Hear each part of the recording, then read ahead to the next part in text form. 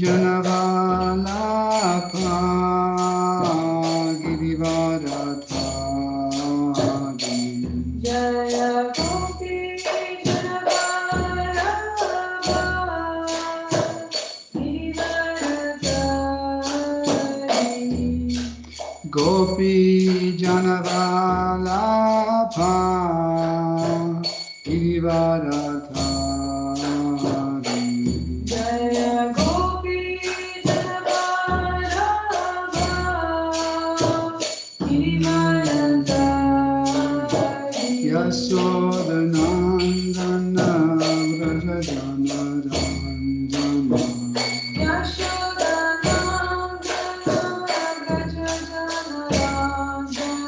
Yasodhanandana Vrajajanaranja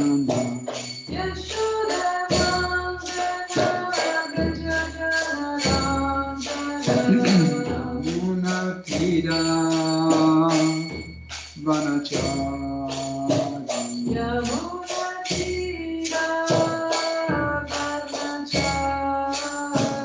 Yamunatira Vanachari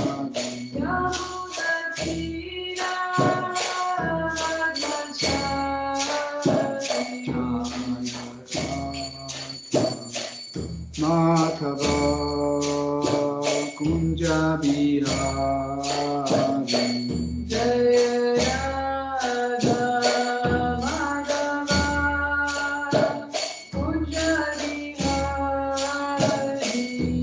Gopi Janavallabha Girivaradhari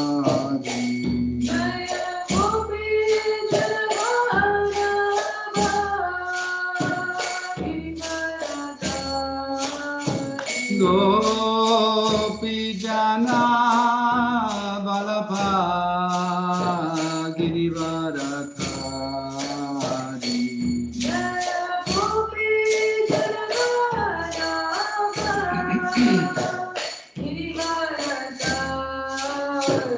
Yasodhanandana Vraja Janaranjana Yasodhanandana Yasodhanandana Vraja Janaranjana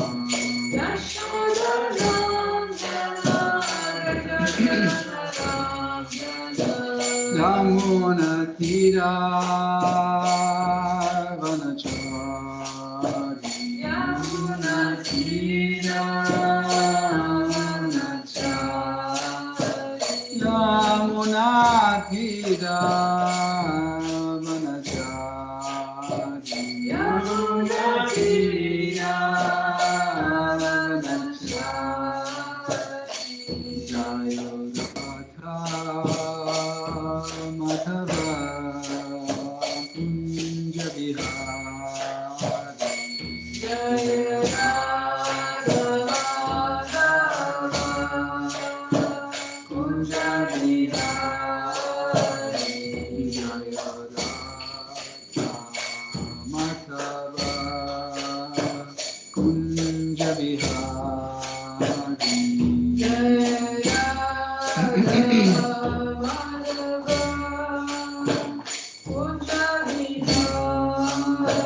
Hare Krishna, Hare Krishna, Krishna Krishna, Hare Hare, Hare Rama, Hare Rama, Rama Rama, Hare Hare, Hare Krishna, Hare Krishna, Krishna Krishna, Hare Hare, Hare Rama, Hare Rama, Rama Rama, Hare Hare, Hare Krishna, Hare Krishna, Krishna Krishna, Hare Hare, Hare Rama, Hare Rama, Rama Rama, Hare Hare. Hare Krishna, Hare Krishna, Krishna Krishna, Hare Hare, Hare Rama, Hare Rama, Rama Hare Hare. Hare Krishna, Hare Krishna, Krishna Krishna, Hare Hare, Hare Rama, Hare Rama, Rama Rama, Hare Hare. Hare Krishna, Hare Krishna, Krishna Krishna, Hare Hare, Hare Rama, Hare Rama, Rama Rama, Hare Hare. Hare Krishna, Hare Krishna, Krishna Krishna, Hare Hare, Hare Rama, Hare Rama, Rama Rama, Hare Hare. Hare Krishna, Hare Krishna, Krishna Krishna, Hare Rama, Hare Rama, Rama Rama, Hare Hare.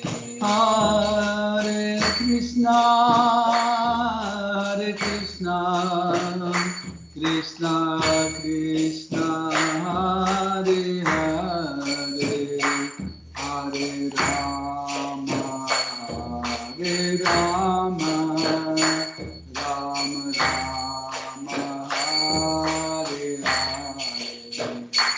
Hare Krishna, Hare Krishna, Krishna Krishna, Hare Hare, Hare Rama, Hare Rama,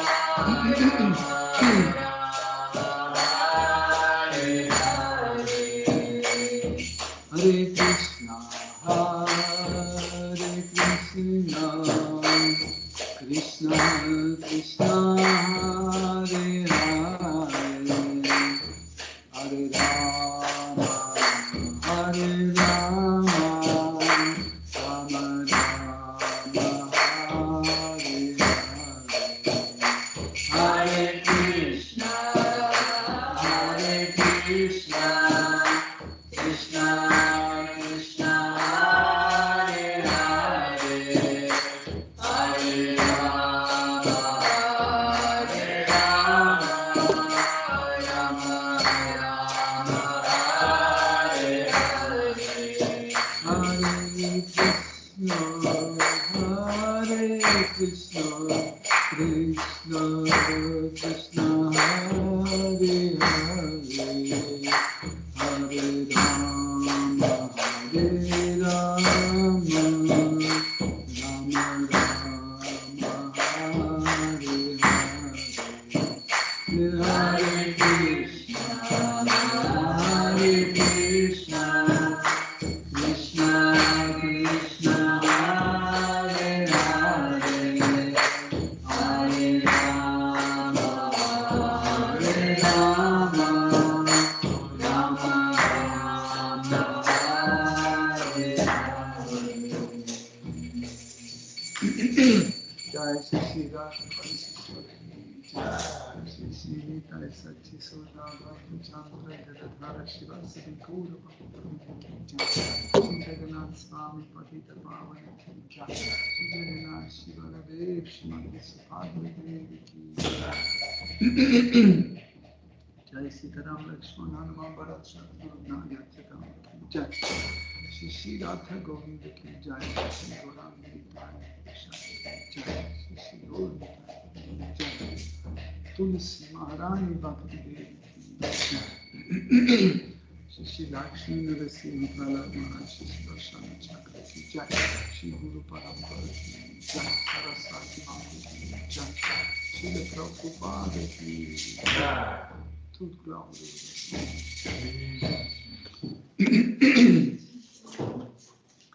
au Om Ajnanati Mirandasya Janam Jana Shalakaya Chakshurunmilitam Yena Tasmai Shri Gurave Namaha Shri Chaitanya Manobishtam Stapitam Yena Bhutale Svayam Rupa Kadamayam Dadati Svapadantikam Vandeham Shri Guru Shri Yuta Padakamalam Shri Gurun Vaishnavamscha Shri Rupam Sagrajatam Sagana Raghunatham Vitam Tam Sajivam Sadvaitam Savadutam Parijana Saitam Krishna Chaitanya Devam Shri Radha Krishna Padam Sagana Lalita Shri Vishakam Vitamscha He Krishna Karuna Sindhu Dinabandhu Jagatpate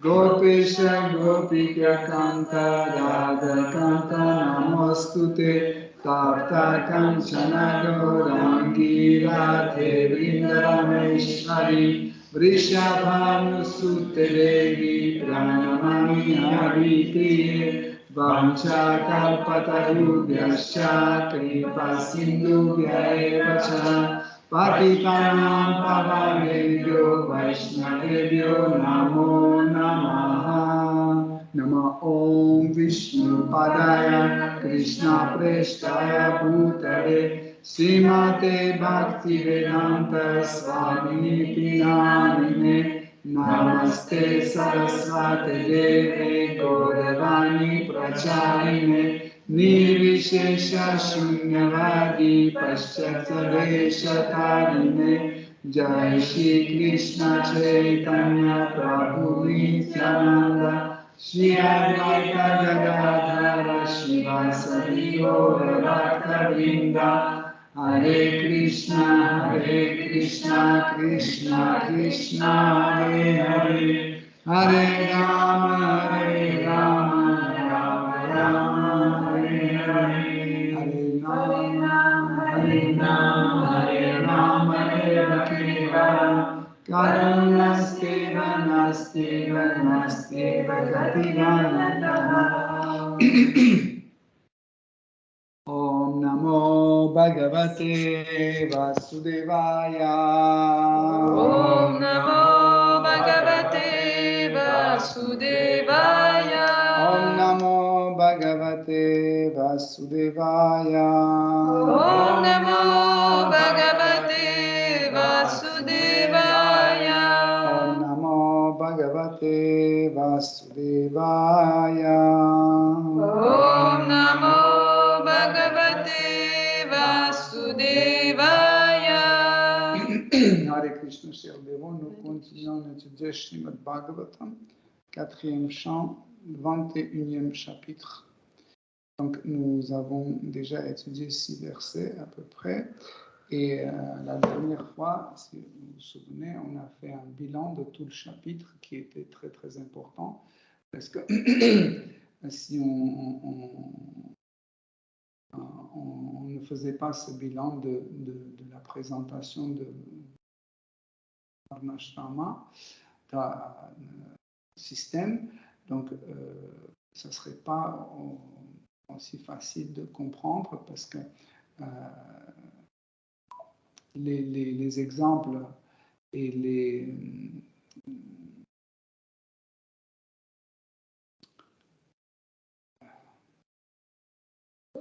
non maître spirituel. Instructions. Voilà. Les instructions et en fait, les paroles de Prit Maharaj présentent au fur et à mesure, mais d'une façon très spontanée, et ça serait un peu difficile de voir le système en entier. Pour cette raison, ce que nous avons fait, nous avons la dernière fois expliqué les 4 varnas. Okay. Et aujourd'hui, nous avons parlé de 4 ashramas. Parce qu'en fait, ce système s'appelle Varna Shrama. Donc, il y a 4 Varna et 4 Ashrama. Et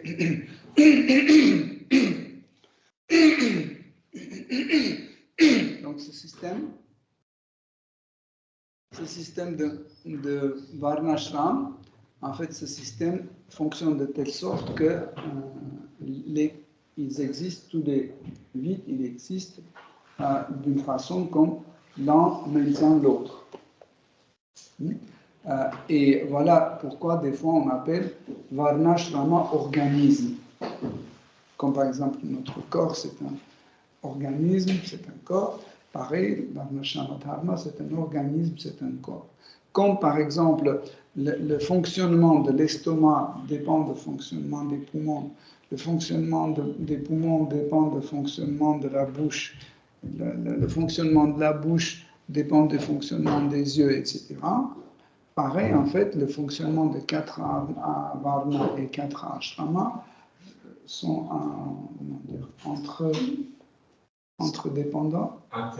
interdépendants. Voilà. Ils sont interdépendants. Okay? Donc, si vous supprimez un varna ou un ashrama, la société va avoir tout de suite un trou qui va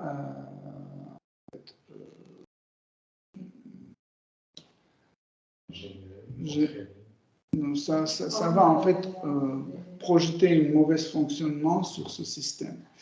Okay? Donc, la dernière fois, nous avons bien expliqué les 4 varnas et nous avons bien compris que, en fait, ces 4 varnas, c'était une division en fait, de la société en 4 classes selon les qualités qu'ils ont eues selon la naissance, mais aussi selon ce qu'ils cultivent. Dans chaque enfant est né avec certaines qualités selon son karma qui définit son varna. Mais nous avons beaucoup de cas dans l'histoire où quelqu'un qui est né comme kshatriya, il se transforme en vaishya ou en shudra ou autre. Par exemple, Vishvamitra, c'était un kshatriya qui, à travers les austérités et renoncement, il a changé son varna, il est devenu un brahmana. Okay? Donc, c'est possible parce qu'en fait, nous avons dit qu'il s'agit des qualités de notre corps, corps grossier et corps subtil. Et si le corps grossier et corps subtil est temporaire, donc Varna est aussi temporaire. Okay? Ça dépend, si on peut modifier le corps, donc on peut modifier aussi les Varna. Mais l'attribution à tel ou tel Varna dépend des qualités que nous manifestons actuellement. Parce que c'est possible qu'à ma naissance, je manifeste les qualités brahmaniques, okay, mais 20 ans plus tard, je ne les ai plus, selon mon karma, j'ai perdu ces qualités, donc on ne peut pas me considérer un brahman automatiquement. Parce que je les ai perdus, c'est possible. Pour différentes raisons. Par exemple, Jagai et Matai sont les 2 personnes très, très pêcheurs, en fait. Ils étaient nés dans une famille brahmanique. Au départ, ils montraient les qualités brahmaniques, mais après, ils les ont perdus. Ils sont devenus des pêcheurs extraordinaires. Okay? Donc, maintenant, on va étudier aujourd'hui les 4 ashramas pour comprendre en fait comment ça fonctionne et comment l'un maintient l'autre. Okay? Donc, ashrama. Ashra, ashraya, cette racine signifie le refuge. Okay? Donc, dans plusieurs endroits, on utilise ce mot, comme par exemple quand on explique, les viparas, on explique qu'il y a la notion de ashraya et vishaya. Donc, ashraya, c'est celui qui aime, vishaya, c'est celui qui est aimé. L'objet d'amour, c'est vishaya, et celui qui aime, c'est ashraya. Ça veut dire il abrite l'objet d'amour. Okay? Pareil, dans le mot ashrama, ashrama, ça veut dire abriter. Abriter quelqu'un, un abri. Hein? Par exemple, on dit l'ashram de Guru. Qu'est-ce que ça signifie? C'est que dans cet ashram, Guru abrite ses disciples. Les disciples sont là et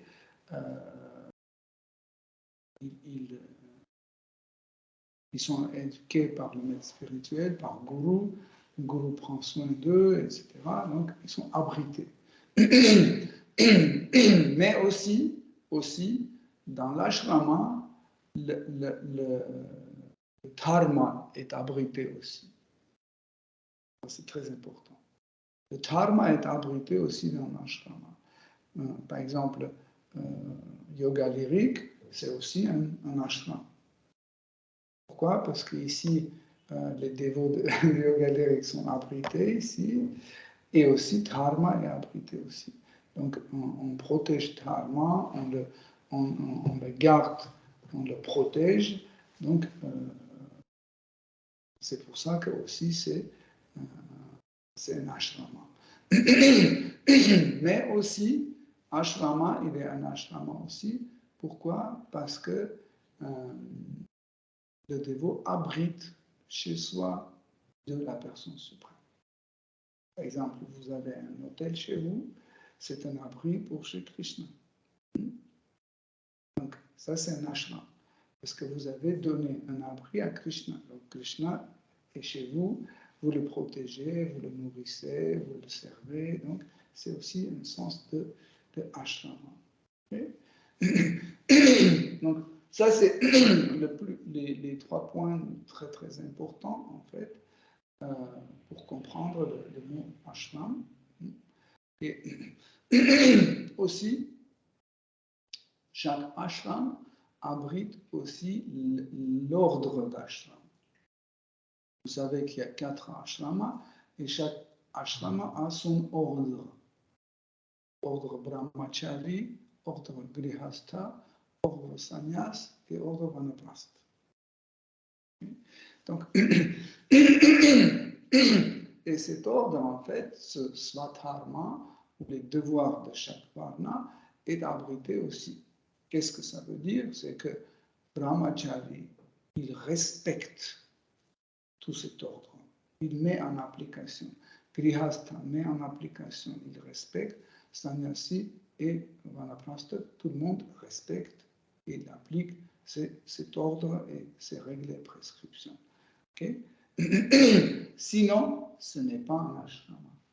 Par exemple, imaginez un couple marié qui fait ce qu'il veut, il mange ce qu'il veut, il ne pratique pas la vie spirituelle, ils s'amusent comme ils veulent, ils s'engueulent comme ils veulent, ils font ce qu'ils veulent. Okay? Ce n'est pas un ashrama. Souvent, quand on dit le mot grihastha, il faut comprendre que grihastha, c'est le nom d'un ashrama avec Krishna. Grihastha, c'est le nom d'ashrama. Ça ne veut pas dire juste c'est quelqu'un marié.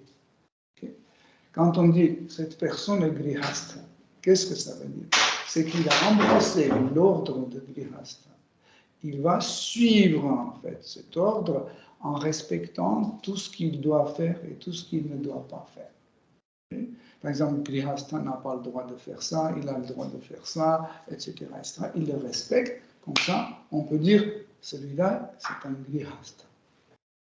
Juste le fait d'être marié, ça ne veut pas dire qu'il est Grihastha. Hein?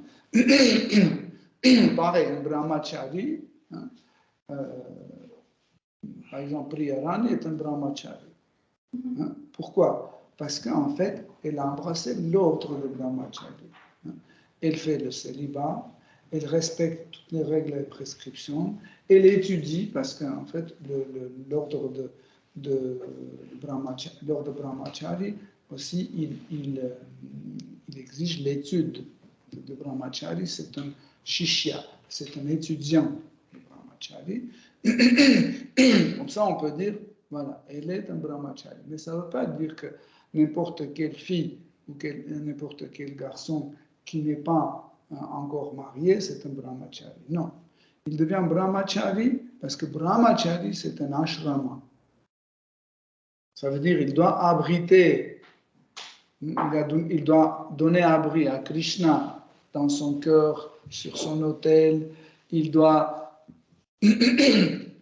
donner un abri en appliquant son svatharma de brahmacharya, etc. etc. Okay? Donc,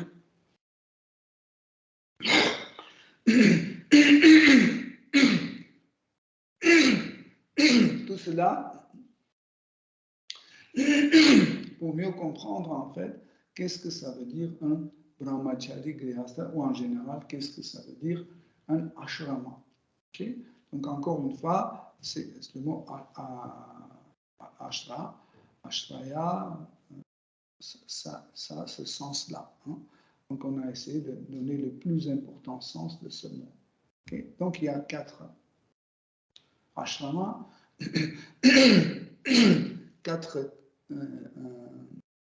4 types ou 4 classes de pratiques de la vie spirituelle. Donc, Brahmacharya Ashrama, Grihastha Ashrama, Sannyasa Ashrama et Vanaprastha Ashrama. Donc, chaque ashram a certaines nuances et certaines versions, variétés. On ne va pas les tout citer parce que ce sera trop et ce n'est pas vraiment notre but. Mais on va voir les plus importants. Okay? Donc, brahmachari, quel est le svatharma de brahmachari? Un brahmachari ou brahmacharini doit rester dans l'ashram de son maître spirituel. Okay? Ou brahmachari doit rester là où son maître lui a indiqué. C'est égal. Okay? Par exemple, brahmachari a dit tu dois aller vivre dans le 18e et pratiquer la conscience Krishna là-bas en faisant tes études, en distribuant. C'est égal comme si tu vis chez ton maître spirituel, dans son ashram. C'est très important hein, pour qu'on comprenne. Maître spirituel peut garder brahmachari un certain temps dans son ashram. Par exemple, imaginez qu'il y a 5 brahmacharis qui viennent d'un seul coup chez Guru et 5 ans après, il dit un des brahmacharis, il dit tu peux partir. Le second brahmachari, il peut lui dire dans 10 ans tu peux partir.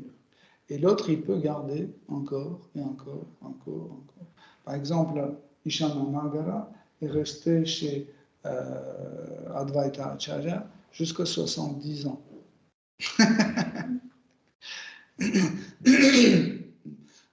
Donc, il est venu tout petit chez lui et il est resté jusqu'à l'âge de 70 ans. Et il était toujours brahmachari. Vous savez? En fait, il respectait le célibat, il étudiait tout le temps il étudiait et il servait son maître spirituel avec l'amour et la dévotion. Et quand Advaita Acharya est parti dans le monde spirituel, sa femme, Sita Devi, a dit à Vishananagar, a dit tu dois te marier. Parce qu'en fait, dans tes gènes, tu as un sémence important que tu dois transmettre pour que ça continue. Hein. En fait, dans le sens, c'est que tout ce qu'Advaita Acharya a mis en toi, tu dois transmettre à quelqu'un d'autre. Et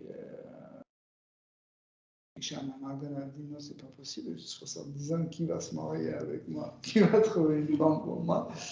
Et c'est-à-dire, a dit, t'inquiète pas, on va trouver une femme.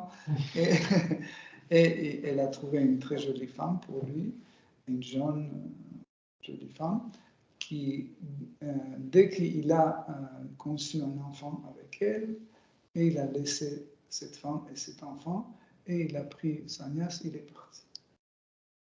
Donc, en fait, il restait dans le Grihastha Ashram un petit moment, un an, on peut dire comme ça. Vous voyez, en fait, donc, j'ai donné cet exemple pour qu'on puisse imaginer qu'il y a différents types, différents cas. Quand on parle de brahmacharya, on donne le statut général. Hein. Mais il faut savoir qu'il y a des différents cas. Donc, brahmachari doit suivre les instructions de maître spirituel comme but de sa vie. Donc, il doit se lever à l'heure indiquée par le maître spirituel. Il doit chanter les tours, le nombre de tours que le maître spirituel a indiqué. Il doit manger ce que le maître spirituel a indiqué. Bref, tout. Il doit toujours voir son sadhana selon le maître spirituel. Si le maître spirituel dit tu dois arrêter de manger du fromage, il doit arrêter de manger du fromage. C'est assez. Et il doit toujours sentir qu'il est la propriété du gourou. Donc à l'époque, les gourous étaient vraiment authentiques et extraordinaires, où le disciple n'avait pas peur, en fait, se sentir comme la propriété du gourou. Aujourd'hui, quand on dit voilà, le gourou est la propriété de son maître spirituel, les gens ont peur. Ils disent, et après, si c'est un menteur? À l'époque, ce n'était pas comme ça. Si c'était un gourou, c'était authentique, c'est tout. Mais maintenant, parce qu'il n'y a pas de gourou authentique, les gens ont peur de sentir que je suis la propriété d'un gourou. Parce qu'ils ont peur que... Et si, non, il n'y a pas de condition. Gourou, c'est un véritable gourou. Et comme ça, brahmachari on veut progresser très rapidement dans la chambre de gourou. Au moment quand gourou voyait que son disciple est déjà mûr,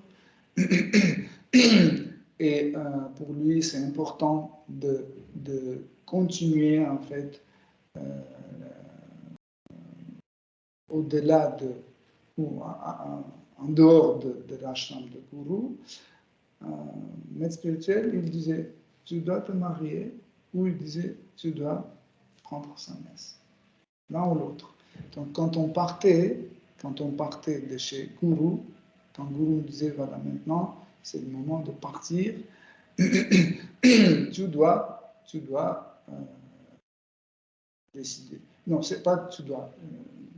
Gourou, il disait quelle voie choisir, voie grihastha ou sannyas. Hein? Parce que pendant ce temps-là que le disciple était dans l'ashram de Gourou étudiait bien son disciple et il savait bien quelle est la meilleure suite pour lui: être marié, devenir un grihastha, ou être un sannyas, prendre un sannyas. Et donc comme ça, en fait, souvent, si c'était un sannyas, donc il prenait le sannyas et il partait de chez le gourou en sannyas direct. Sinon, il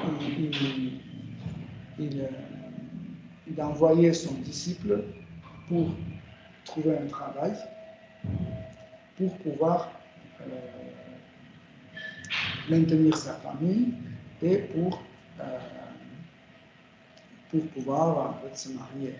Et ce qui est intéressant, Grihastha Ashrama, normalement, Grihastha Ashrama, c'est un seul ashram qui travaille et qui soutient les 3 autres. Bon, en fait, 2 autres, je dirais, parce que en fait, Vanaprastha Ashram n'est pas soutenu. On va parler de ça. Mais en fait, les Grihastha, ils maintenaient la vie des sannyas et ils maintenaient la vie des brahmacharis. Normalement, brahmachari et sannyas, c'est un ordre très austère. Quand je vois aujourd'hui les assiettes mangées par les brahmacharis, c'est insupportable. Parce qu'en fait, les brahmacharis devaient avoir l'apparence de Yashodhadura. Hein? S'il y avait quelque chose, ils mangeaient, il n'y avait rien, ils jeûnaient. Comme un sannyas, c'était un peu égal. Si maître spirituel invitait, il disait venez manger, ils mangeaient. Si maître spirituel n'invitait pas, ils jeûnaient. Ils attendaient toujours que maître spirituel disait viens, prends cette assiette, mange. Sinon, ils attendaient. Si maître spirituel ne dit pas qu'on doit manger, ils ne mangeaient pas. Donc, aujourd'hui, personne ne respecte ça. C'est perdu un peu. Mais, en fait, c'était normal. Et ce qui est bien, c'est que si c'est que des grihasthas qui travaillaient, il n'y avait pas de chômage. Vous comprenez? Il n'y avait pas de chômage. Et ceux qui ne travaillaient pas, c'était les grihasthas et c'était les brahmacharis et sannyas. Comme ça, vous pouvez imaginer qu'en fait, c'était les ascètes qui ne demandaient rien. Il n'y avait rien à partager, à déchirer.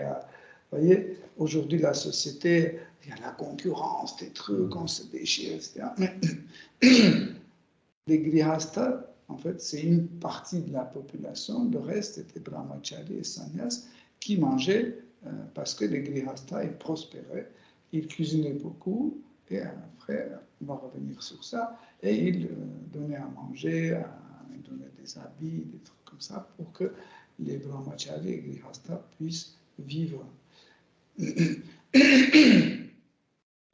Donc, brahmachari, comme on a dit, il devait vraiment maintenir son célibat, pas seulement extérieurement, ça veut dire il ne devait pas juste ne pas aller coucher avec une fille ou avec un garçon, il ne devait même pas réfléchir à ça. Il ne devait même pas penser, voilà, quand dans le futur, je vais quitter l'ashram de mon gourou, je vais me marier, je vais avoir une jolie femme, et avec elle, non. Même si c'était, par exemple, la relation sexuelle légitime, même ça, Brahmachari ne devait pas tourner dans sa tête. Brahmachari ne devait pas participer à certaines ou à nombreuses fêtes où il y avait des grihasthas. Il devait éviter, par exemple, le grihastha invite les autres grihasthas chez lui, ils font je sais pas, une table splendide avec plein de repas, un festin, etc. Donc, par exemple, Brahmachari ne doit pas être là, parce qu'il sera très vite séduit. Il voudra manger tout cela, il voudra s'habiller, etc., comme eux, etc., et il ne va pas faire ses études. Il va dévier de ses études.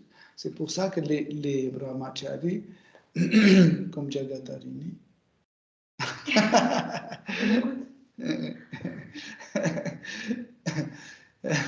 ne devait pas participer à ce genre des événements, typiquement pour Grihastha. Okay? Et, pour ne pas, encore une fois, pour ne pas être séduit. Donc,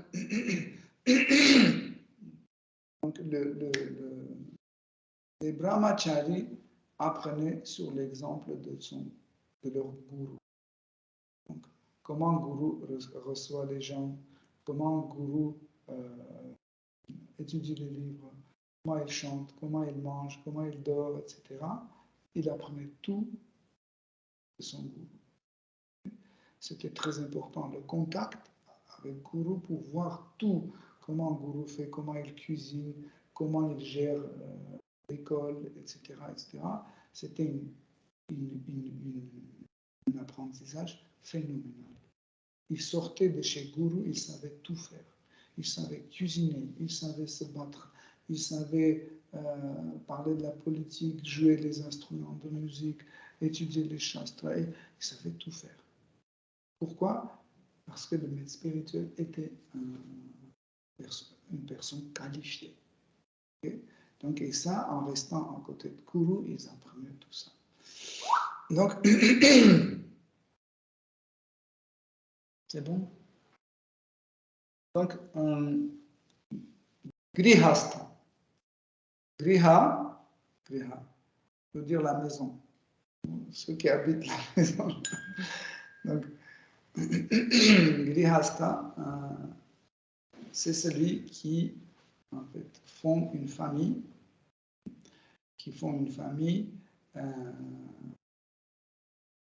et il vit en famille. Donc, c'est une vie en famille et c'est une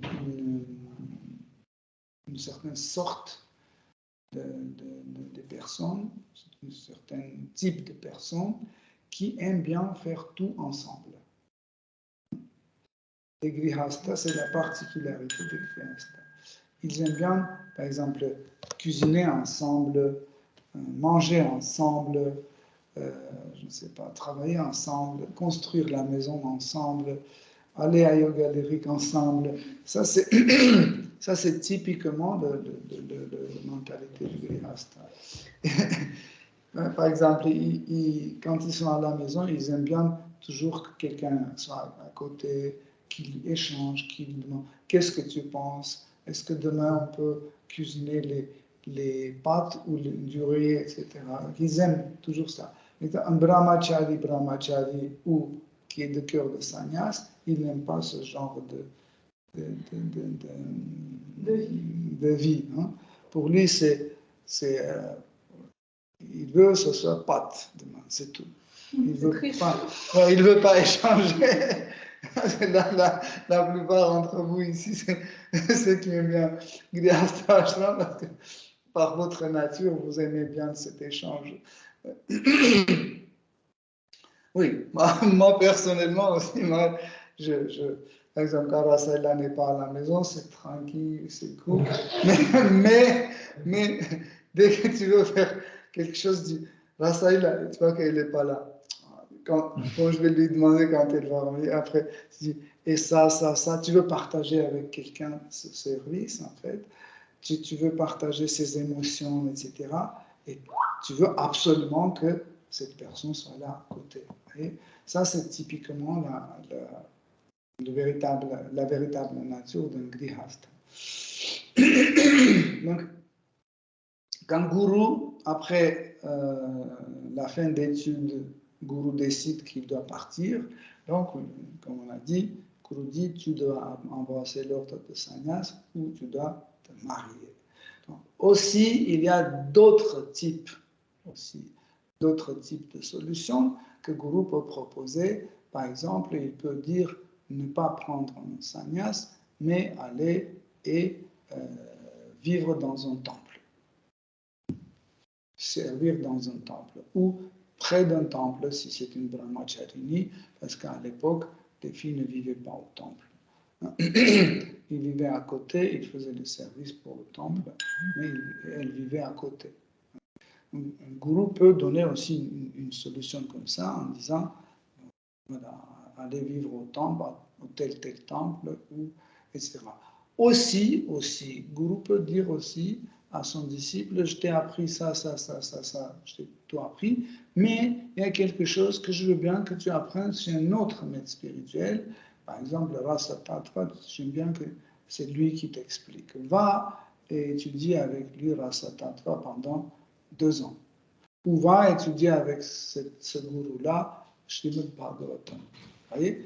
Donc, en fait, ça, c'était aussi très important.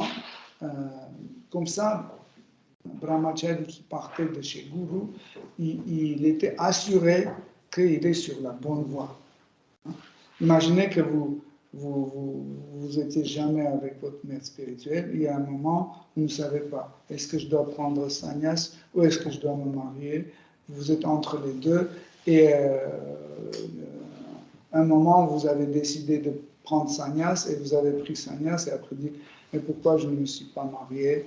Peut-être que c'était mieux de me marier, etc. Vous voyez? Mais si Guru a dit, prends sannyas, vous partez avec le cœur tranquille parce que vous savez que c'est un bon choix. Il a donné son instruction concrète. Je suis avec le cœur tranquille. Okay? Donc, le Grihastha Ashtam a un peu changé. Donc, un homme pouvait avoir une épouse.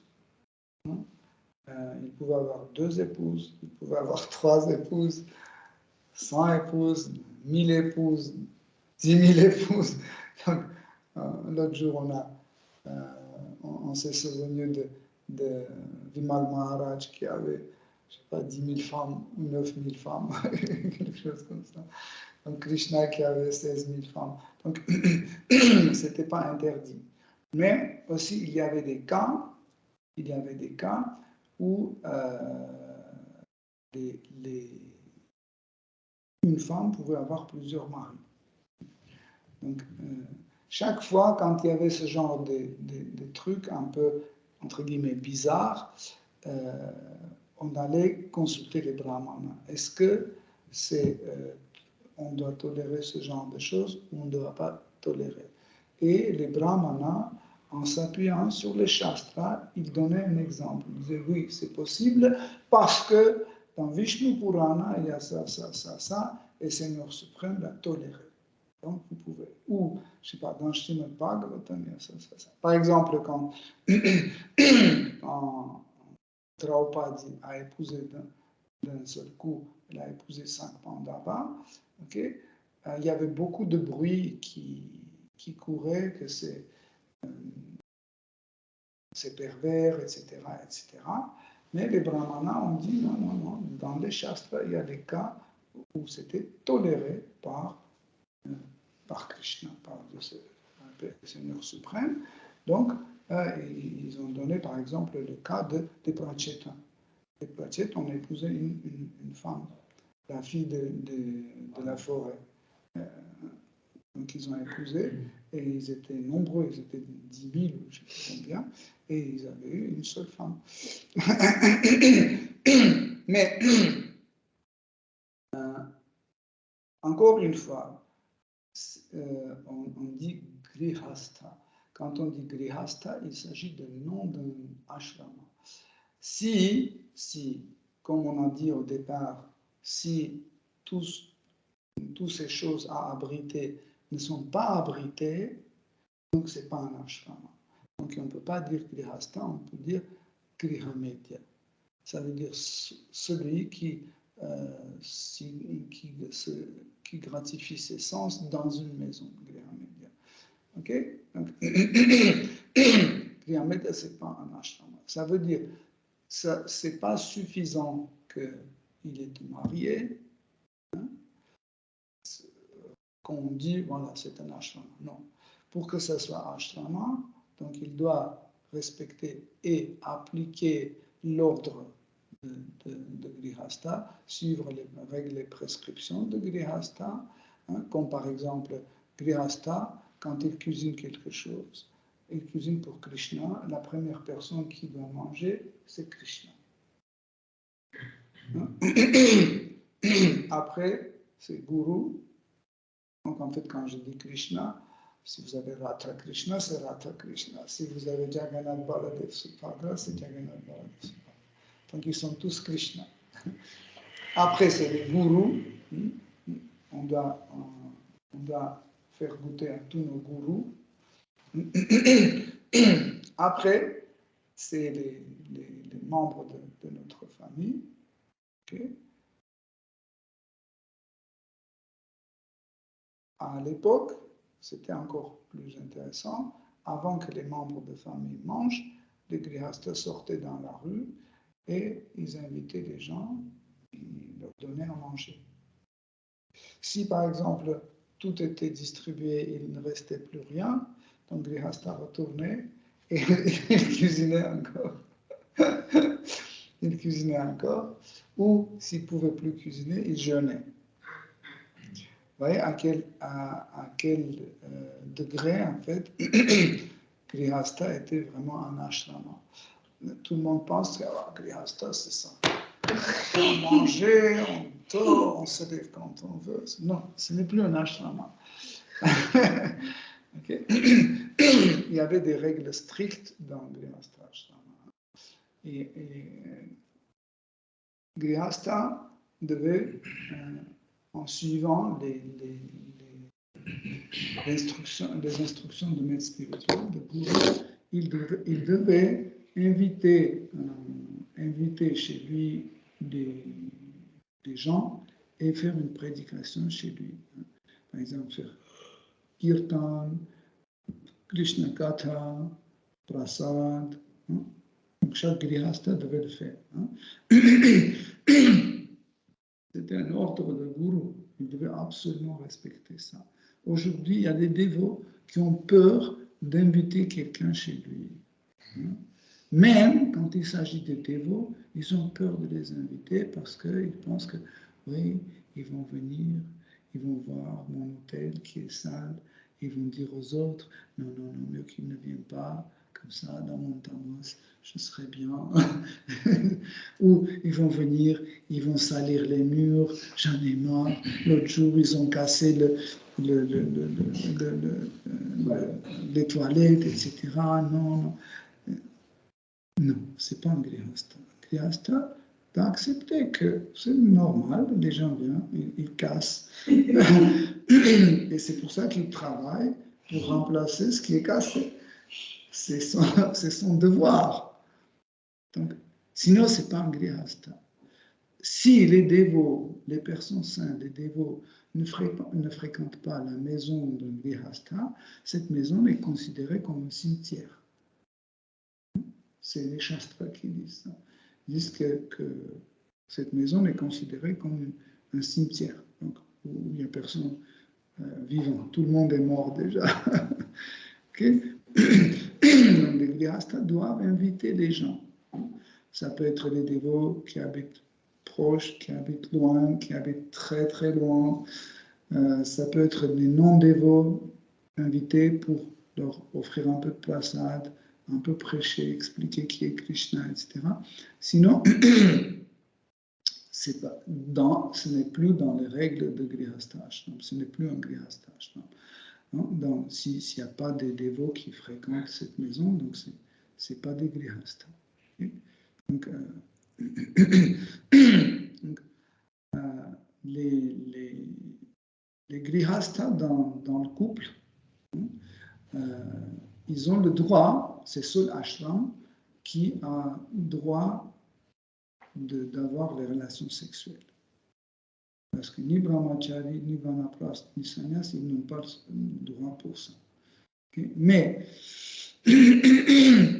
dans le temps, en fait, il y a des changements. À l'époque, par exemple, si une famille n'arrivait pas à avoir un enfant, en fait, parce que le père de la famille n'arrivait pas engendrer un enfant, il pouvait demander à son frère de l'engendrer. Okay? Mais c'était jusqu'à fin de Dvapara Yuga. En Kali Yuga, c'est interdit. Comme par exemple, Sannyas Ashram est interdit aussi en Kali Yuga. Pareil, dans Grihastha Ashram, c'est interdit. Pareil, avoir plus qu'une femme dans Kali Yuga, c'est interdit. Okay? Même si cette femme est légale. En Kali Yuga, c'est interdit. Pourquoi? Parce que les qualités d'un homme ont changé. Parce que la relation entre l'homme et une femme sont devenues très, très pervers, ou c'est une exploitation à fond, ou c'est une perversité à fond. Les deux sont à fond dans la Kali Yuga. Dans Kali Yuga, pour cette raison, en fait, les shastras interdisent d'avoir plus qu'une femme. Bien sûr, pas plus qu'un mari non plus. Juste un mari, c'est suffisant. Déjà, par votre propre expérience, vous voyez déjà avec une seule femme ou avec un seul mari, c'est déjà compliqué. Donc, Grihastha, le chef de la famille, il devait surveiller que tous les membres de sa famille soient engagés dans le service dévotionnel.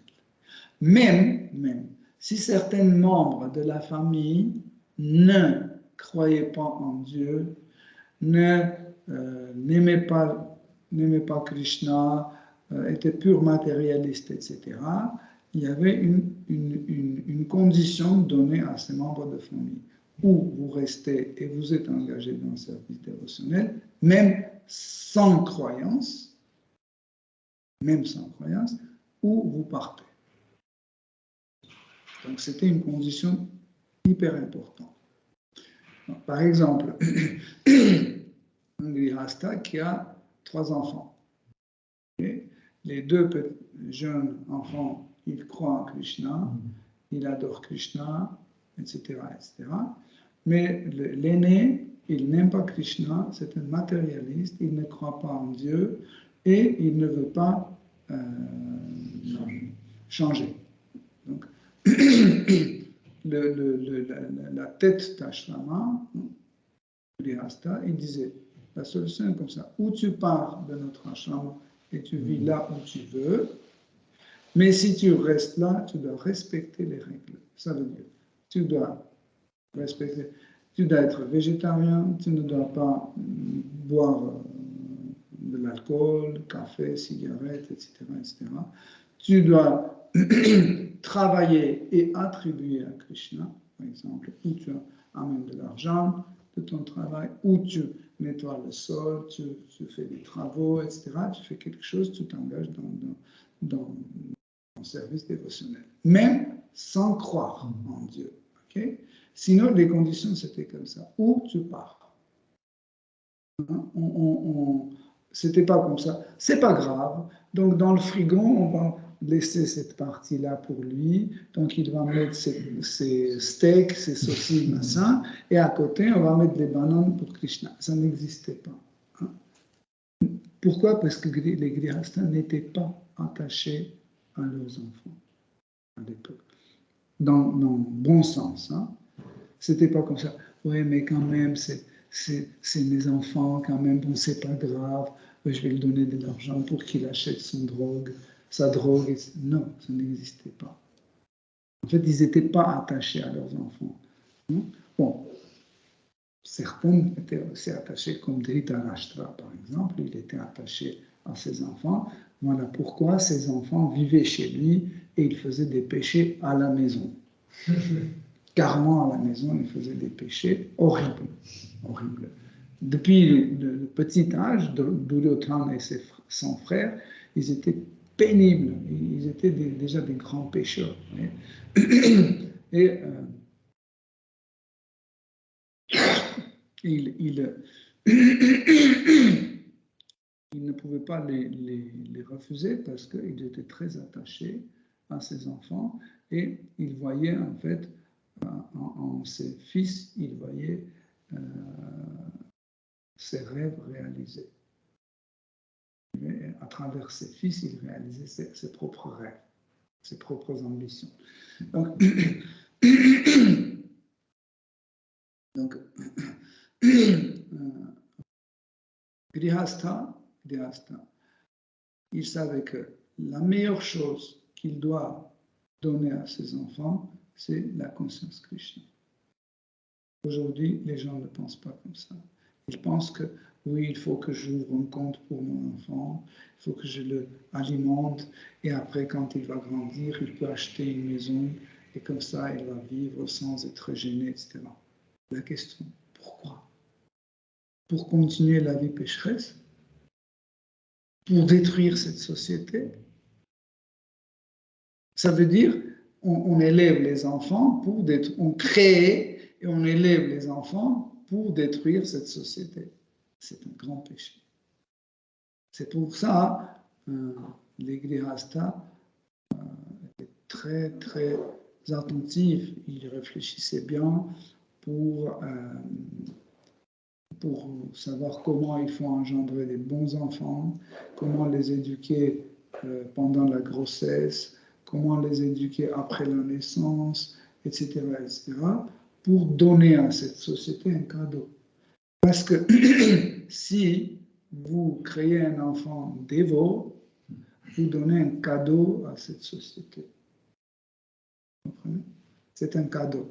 Et même si vos parents sont matérialistes et pécheurs, eux, ils ont donné à cette société un enfant dévot.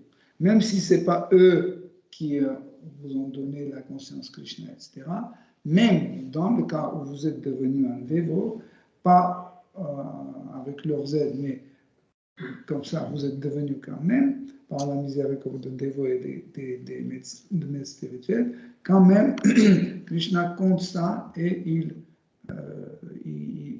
aide aux parents des dévots dans la vie suivante d'avoir un progrès spirituel.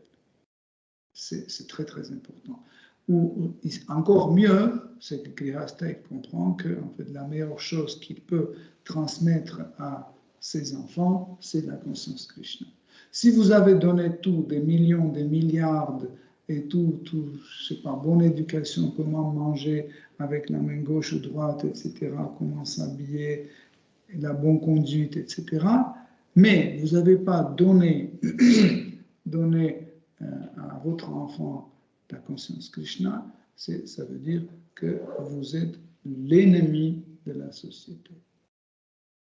Donc, les grihastas, en fait, étaient des brahmacharis. Okay? Ça, c'est extraordinaire. Parce que quand ils passaient l'école de guru, ils ont appris comment ils peuvent maîtriser leur sens. C'est là, c'est pas comme ça. On se marie et après on essaie de maîtriser nos sens. Non. Pendant la période de brahmachari, maître spirituel guru apprenait comment maîtriser les sens, comment maîtriser les génitaux, comment remonter les énergies, comment revaloriser les émotions, comment revaloriser les impulses qui viennent. Hein, par exemple, hein, non, donner une autre valeur.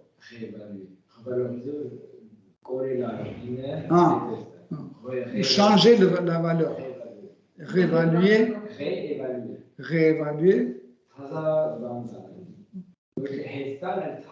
Donner une nouvelle valeur. Okay? Par exemple,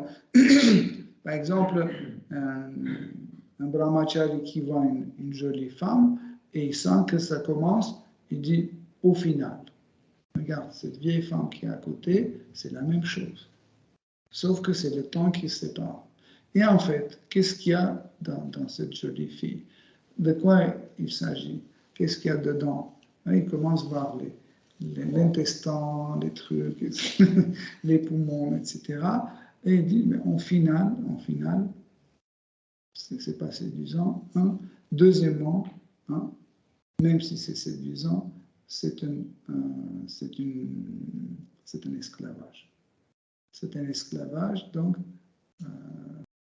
il y a un prix à payer énorme. Non.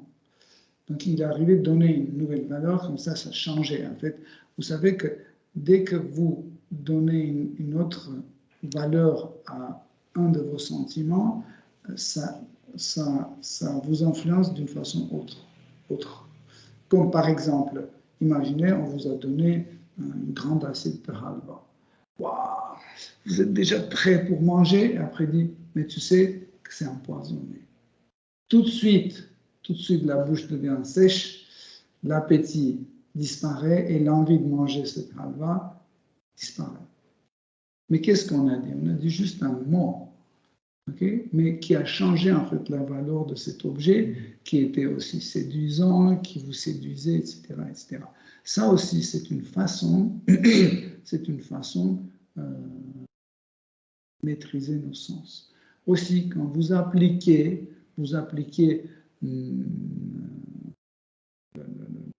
la notion du temps dessus, hein, dès que vous appliquez la notion de temps, tout de suite, vous voyez cet objet d'une autre façon. C'est pour ça que dans la Bhagavad Gita, Krishna, quand il explique les différents sujets, chaque fois, il amène le phénomène de temps dessus. Par exemple, il dit, voilà, tu peux faire ça, etc. Il dit, mais si tu fais ça, ça va apporter ça. Ça veut dire que c'est l'application du phénomène du temps. Ça veut dire dans 10 ans, ça sera comme ça. Ou après, dans la vie suivante, ça sera comme ça. Tu vas en enfer, ou tu vas en paradis, ou tu vas dans le monde spirituel. Après, c'est la notion de temps. Donc,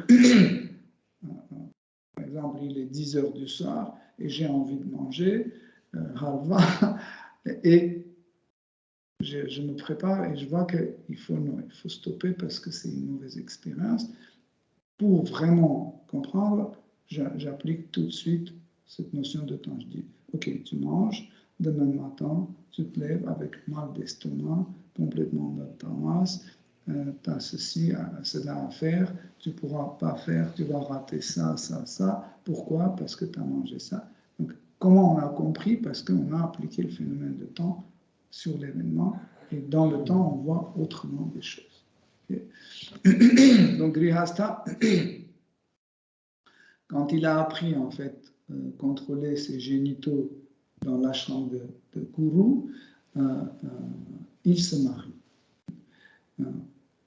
Toujours, Guru, il dit, tant que tu n'arrives pas à maîtriser tes génitaux ou tes sens, ne te marie pas. Parce que quand tu épouses ou quand tu te maries, en fait, c'est après, dans cette vie de couple, maîtriser les sens, ce sera impossible parce que tu vas tomber dans les nouvelles conditions. Dans les nouvelles conditions qui sont étrangères pour toi, tu ne les connais pas, tu n'as pas d'expérience, et jusqu'au moment où tu vas apprendre à maîtriser tes sens dans le Grihastha Ashrama, il y aura 10, 15, 20 ans passés, et en 20 ans, tu peux faire tellement de bêtises que tu vas regretter.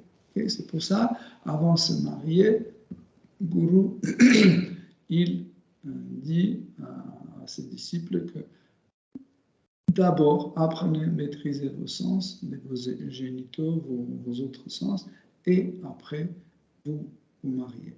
Donc, les relations sexuelles dans la vie de Grihastha, ils se maîtrisent d'une façon progressive. Aucun shastra ne dit ce genre de conseils. Les Grihastha doivent faire l'amour une fois par semaine, non. Ou une fois par mois, ou une fois par 5 ans. Non, ils disent qu'ils doivent avoir la vie sexuelle régulière. Ça veut dire Qu'est-ce que ça veut dire? Réguler. Réguler. Non, régulier, c'est ça. Ah. Non, non, non. Réguler.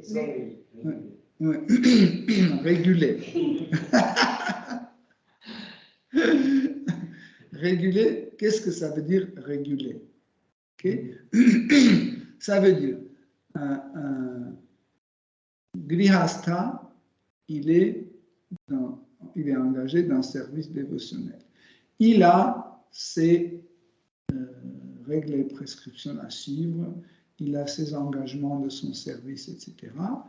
Et aussi, il peut partager ses émotions avec sa femme, avec son mari, tant qu'il veut et qu'il peut, dans la condition que ça ne doit pas déranger, continuer son sadhana, son service, etc.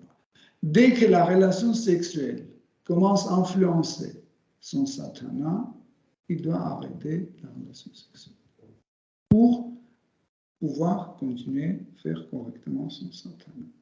Par exemple, si Marie, en train de chanter Hare Krishna, elle dit combien de tours il nous reste? Il y a encore 5 tours et ma femme m'attend. Hare Krishna, c'est Krishna, vite. Non. Donc, c'est pas bon. Donc, si la relation sexuelle dérange en fait le service dévotionnel, dérange notre sadhana, donc on doit la repousser, arrêter, etc. Donc, nous ne devons pas se fixer, non, il faut que j'arrête ça, non, il faut que je repousse, non. L'envie d'avoir cette relation commence à augmenter encore, et encore. Le contraire, il ne faut pas se focaliser sur ça. Il faut se focaliser sur votre sadhana et sur votre service dévotionnel. Cette vie sexuelle ne va plus déranger. Même si vous couchez ensemble, vous ne couchez pas ensemble, vous remarquerez même plus ça se fait ou ça ne se fait pas. Même si on vous demande, vous allez attendre. Je ne me souviens plus. Est-ce qu'on couche? Ça va en arrière-plan. Mais ça devient quelque chose de pas important et ça rentre dans la vie de couple vraiment comme un échange, quelque chose qui n'est pas banal, une expression d'amour. Et par exemple, dans un sourire, il y a tant d'amour et d'émotion et de satisfaction personnelle que dans une relation sexuelle. Donc, c'est pas comme ça. Tant que j'ai pas cette relation sexuelle, donc juste ton sourire ne suffit pas. Tout devient suffisant. Ça peut être un sourire, ça peut être un lit, ça peut être un mot, etc. Tout peut être satisfaisant. Pourquoi? Parce qu'en fait, vous appréciez votre conjoint selon ses qualités dévotionnelles. Vous le voyez comme un dévot, comme une dévote, comme un dévot. Hein? Et ça vous fascine. Elle sert bien Krishna. Elle fait tout pour Krishna. Il travaille bien pour Krishna. Vous voyez? Ça, c'est ça qui met en admiration. Et ça vient sur ce premier plan. Et vous n'aurez plus besoin de maîtriser vos sens, parce qu'il n'y aura plus rien à maîtriser. En fait, ça, c'est la meilleure méthode. Hein. Voilà pourquoi, en fait, maître spirituel, comme on a dit, il gardait des disciples tant qu'ils étaient déjà prêts ou à embrasser l'ordre de sannyas ou embrasser l'ordre de grihastha. Okay? Donc, on a parlé beaucoup de grihastha ashram. Il y a beaucoup d'autres choses aussi, mais juste pour que vous compreniez que c'est un ashram. Ça ne veut pas dire, encore une fois, si quelqu'un est marié, c'est un grihastha. Non. Tant qu'il n'a pas abrité Krishna, comme on a dit, tant qu'il n'a pas abrité les dévots ou le dharma, c'est pas un grihastha. Okay? Ok, je pense que la prochaine fois, on va parler de sannyas et de vanaprast. si vous avez des questions concernant ces deux ashramas. Ah, tiens.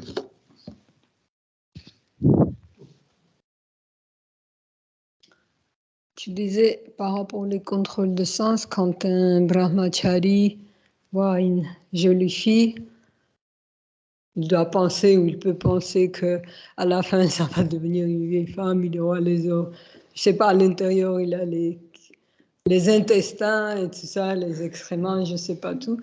Et pourquoi dévaloriser la personne? Par exemple, pourquoi cette brahmachari ne peut pas penser que, par exemple, être un voleur, c'est très mauvais. Et tout appartient à Krishna. Et quand il voit une jolie femme, il dit c'est à Krishna. Et sans vouloir de l'avoir dans ce sens-là. Pourquoi? Est-ce que c'est le dernier recours que la personne ne peut rien faire? Pourquoi dévaloriser?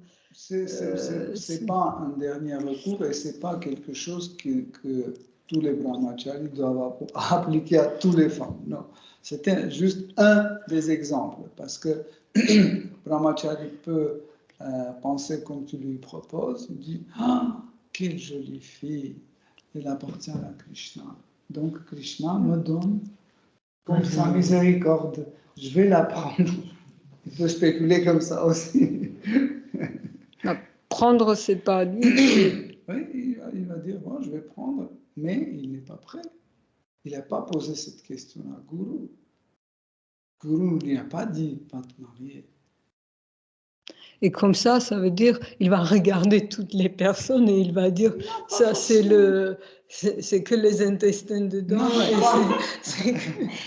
et après, comment il va vivre sans... Non, j'ai dit, c'est un exemple. Ça ne veut pas dire que tout le monde doit faire ça ou ça. Non. Par exemple, il y a quelqu'un qui est tellement habitué à voir des femmes nues parce que toute sa vie, il a travaillé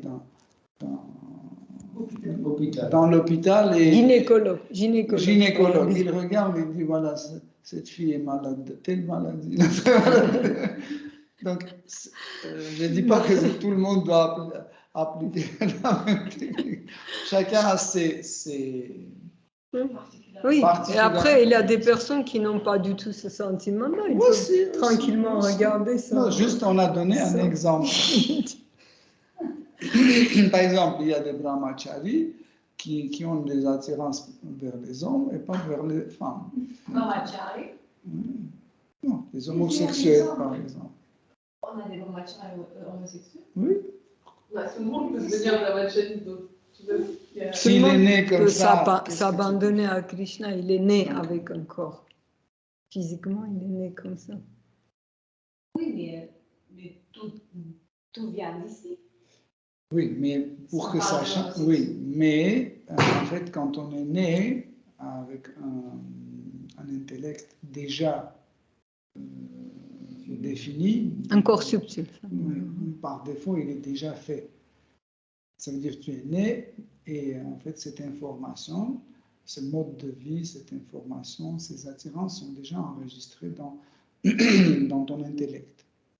Donc, si on ne travaille pas avec toi, si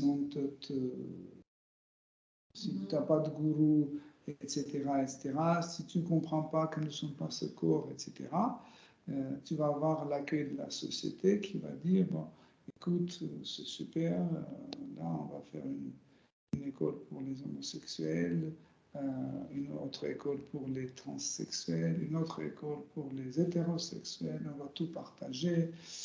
Donc tout le monde a même les zoophiles, on va faire une autre école pour pédophiles, une autre école pour les zoophiles, tout le monde a le droit.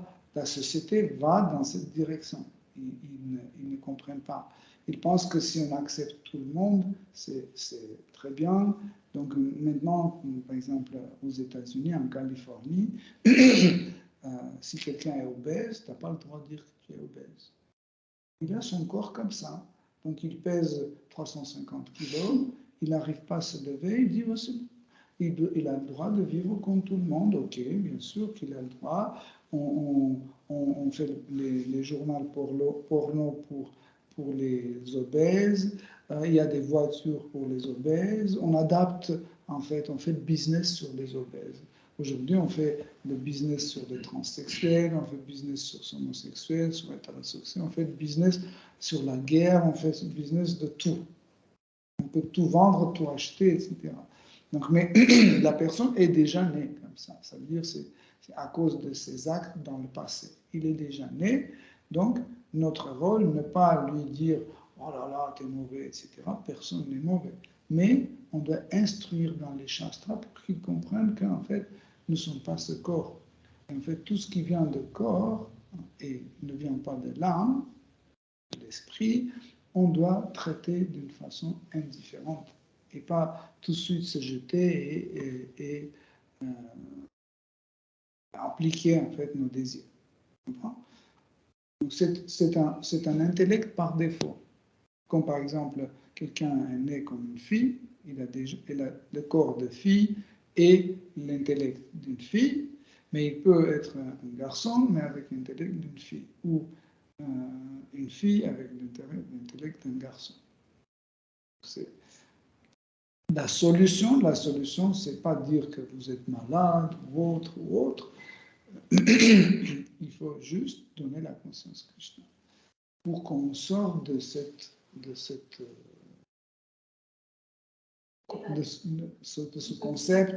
concept corporel. Parce que l'âme n'a pas de sexe. L'âme ni masculine ni féminine. Donc si cette personne comprend, il va se détacher de cet attachement qu'il a. Même, peu importe si c'est une attirance homosexuelle, transsexuelle, ou hétérosexuelle. Oui, peu importe, ça ne veut rien dire. C'est le même désir à chaque fois. Peu importe quel est. Même un zoophile, c'est le même désir, comme tu as dit. Il voit un brebis comme ça, par exemple. C'est le même désir, peu importe. Okay? Donc, interdire ou le contraire, encourager, les deux, ce n'est pas une solution. On doit ni encourager, ni interdire. On doit expliquer que nous ne sommes pas ce corps-là. Que ce brebis et toi-même, vous êtes une âme. Et votre devoir, c'est servir Krishna et aller vivre dans un monde spirituel. Si tu veux devenir un brebis, tu peux devenir un brebis là-bas aussi, il n'y a pas de problème. Si tu es aussi attaché au brebis. Une deuxième question. Je crois que c'était la dernière fois, la conférence de Srimad Bhagavatam, où tu disais, je crois pendant le sacrifice où Prithu Maharaj faisait, tu disais, pendant ce genre de sacrifice, ils invitent beaucoup de jeunes personnes, et tu parlais de brahmachari. Les filles brahmachari. Dimanche dernier, non? Il accueillait Prithu Maharaj. Voilà, et tu disais, même nous, on remarque quand il y a des brahmacharis qui arrivent. Donc, ce genre de personnes, il apporte une bonté, une pureté, et c'est très propice pour les événements comme ça. Et quand même, le sacrifice que Prithu Maharaj a organisé, c'était tellement opulent. Maintenant, comment comparer? Aujourd'hui, tu as dit que les brahmacharis, ils ne doivent pas aller chez les grihasthas quand ils font des fêtes opulentes. Je n'ai pas trop compris. Dans ce cas-là, comment participer et d'un côté, on dit que c'est bonne mesure, ils sont purs, et voilà, comment comprendre tout ça. Nous avons dit qu'en fait, il y a certains événements que Grihastha organise, ils le font, dans lesquels les brahmacharis, mieux qu'ils ne participent pas. Ça ne veut pas dire tout, ce n'est pas une totalité, non. Et l'exemple, l'épisode que tu évoques, c'est l'épisode d'accueil de Prithu Maharaj. C'était juste un accueil. Et l'autre exemple, pour comprendre, est-ce qu'ils font des choses, je ne sais pas, péchereuses que les brahmacharis ne doivent pas aller? Quel type d'événement? Un exemple que les grihasthas peuvent faire et ce genre de... Par exemple, les grihasthas peuvent montrer leur amour à travers les paroles, à travers les gestes, son adoration à sa femme ou à son homme, et ça peut séduire les brahmacharis, et ils peuvent vouloir arrêter les études et plus vite se marier. parce qu'ils voient ce bonheur, etc., ils sont séduits. Ils ne veulent plus étudier, ils ne veulent plus contrôler leur sens, ils veulent tout arrêter C'est pour ça. Okay. C'est ça que je voulais savoir. Dans quel Là, par contexte exemple, aujourd'hui, les adolescents dans les écoles, ils sont tellement séduits par les adultes ils copient les adultes. Ils mettent des parfums, ils mettent des trucs, ils font les botex, je sais pas. Cigarettes, alcool, tout, parce qu'ils copient sur les adultes. Okay. Les adultes sont dégénérés. Voilà, exactement. Juste, par exemple, tu avais dit, non, c'était Le micro, Tiens. ça ne dure pas longtemps. Ça, c'est par rapport à la question de Grasta. Vous avez dit que, par exemple, le Grasta, la vie sexuelle doit être régulée, mais selon les sastras, c'est juste pour engendrer des enfants, mais sinon, il ne doit pas avoir des relations. Non, en fait, si vous étudiez bien les shastras, vous allez voir que les grihastas, ils avaient des relations sexuelles pour avoir des enfants et aussi juste pour exprimer l'échange émotionnel, je sais pas, vacances, parce que un grihasta, il travaille. C'est seul ashrama qui travaille et il a besoin de, par exemple, rentrer chez lui, et la femme fait un petit câlin, etc. Aujourd'hui, la femme travaille, Marie travaille, tous les deux arrivent, comme ça, ils mangent, pour se relaxer. C'est pas les mêmes conditions, mais les deux existaient. C'est pour ça que je dis qu'en fait, ça doit être régulé dans le sens que si cela dérange le service dévotionnel, si c'est une mauvaise influence sur votre sadhana, ça veut dire qu'il faut éloigner, supprimer, se débarrasser, etc. Mais si vous voyez que c'est OK, c'est OK. Parce qu'en réalité, qu'est-ce que c'est la relation sexuelle? C'est un frottement. de la peau. C'est un frottement de la peau, c'est tout. Si on regarde comme ça, d'une façon brute. Ou perte d'énergie ou autre. Mais si, par exemple, ça vous aide, je ne sais pas, dans tel ou tel sens, c'est très particulier. Hein. Si ça vous aide, si ça enlève quelque chose, je ne sais pas, la tension ou énervement ou autre chose, etc. Non, une fois. Même dans Manu Samhita, il y a ils disent, c'est par rapport surtout aux règles des femmes, mais il dit, tel jour à tel jour, le mari, c'est pas doit, c'est il peut jouir de sa femme autant qu'il le souhaite. Et après, ils disent, quand la femme demande à son mari. Aussi, il y avait une règle en général, les grihastas classiques, en fait, l'homme ne demandait jamais à avoir la relation avec la femme. C'est la femme qui, en fait, allait voir Marie, c'est chérie. Mais l'homme ne mettait pas des pièges pour qu'elle tombe dedans. Par exemple, il disait, ouais, je pense que je vais t'acheter une bague. Je ne sais pas, est-ce que ça vaut le coup d'acheter une bague? Et la femme disait, oh chérie, ok, bon, on verra demain matin. Par exemple, pour le Brahmacharya Astra, Srila Prabhupada, il a dit que les femmes doivent se marier, mais si on voit dans Dwapara Yuga, les femmes brahmacharis, même si c'était rare, ça existait. Mais on ne peut pas dire que toutes les femmes doivent se marier. S'ils veulent rester, est-ce qu'on doit obliger une femme à se marier si elle ne veut pas? Non, ni hommes ni femmes ne sont pas obligés de se marier.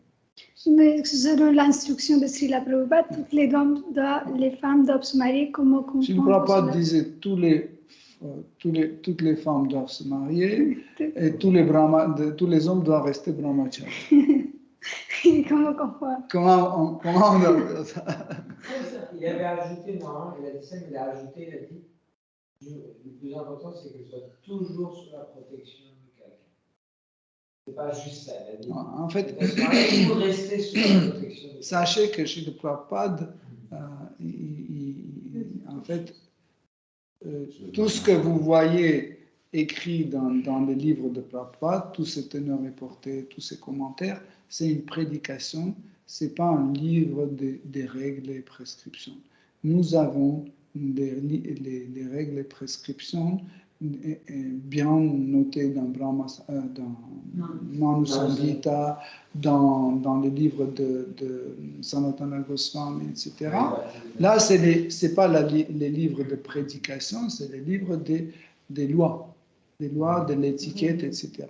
Mais tout ce que Prabhupada écrit et dit, c'est pas des règles, c'est une prédication pour qu'on devienne des dévots. Okay? Donc, il y a beaucoup de choses que Prabhupada n'a pas dit. Pourquoi c'était pas son but? Son but, c'est nous transformer en dévots. On ne peut pas prendre les teneurs reportées de Prabhupada et le dire, voilà, maintenant on a toutes les règles dedans. Non, on n'a pas tout révélé. Prabhupada citait au fur et à mesure, il citait certaines règles, il citait certaines prescriptions pour qu'on soit séduit par Krishna, pour qu'on ait une attirance vers Krishna et on devient des dévots. Mais encore une fois, on ne peut pas prendre, parce qu'en fait, la plupart, 90% des commentaires des acharyas, c'est des commentaires de prédication. C'est rare quand c'est vraiment une suite ou explication ou approfondissement par exemple, les commentaires de Jiva Goswami, c'est l'approfondissement. Ok? Vous voyez la différence. Okay? Philosophie. Voilà. En fait, Jiva Goswami, il ouvrait en fait à préciser certaines choses que les acharyas disaient pour qu'on comprenne mieux. En fait, par exemple, si vous prenez les commentaires de Jiva Goswami pour Bhakti Rasamrita Sindhu, ce n'est pas une prédication. Du tout. Pas du tout une prédication. Vous pouvez lire. C'est une philosophie de Bhakti, mais ce n'est pas une prédication. Mais ce que Srila Prabhupada a écrit, c'est une prédication, parce qu'aucun livre de loi ne peut pas se permettre de mettre des phrases comme ça. Les scientifiques sont idiots. C'est pas une règle. N'est-ce pas? Ou c'est canaille matérialiste. Non, tu ne peux pas écrire un livre philosophique comme ça en utilisant ce genre de... Tu comprends?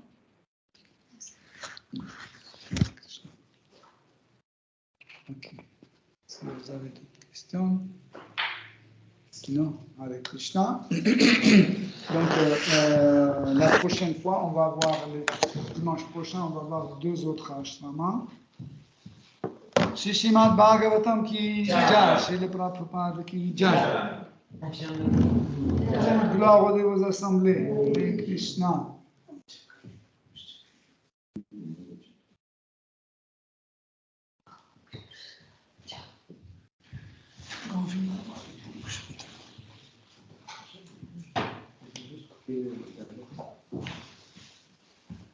Tiens, le micro aussi.